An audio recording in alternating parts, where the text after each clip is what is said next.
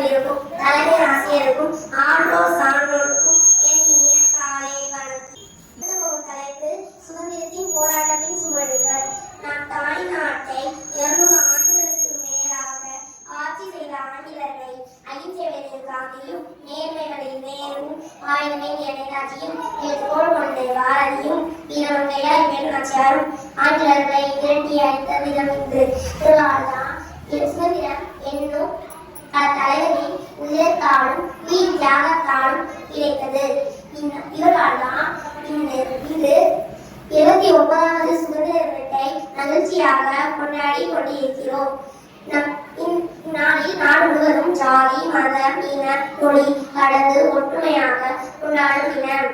இந்நாளில் வீரம் வேகம் அமைதியாய் விளங்கும் மூவர்ண கொடியை ஏற்றி தேசிய உணர்வுடன் கொண்டாடுவோம்.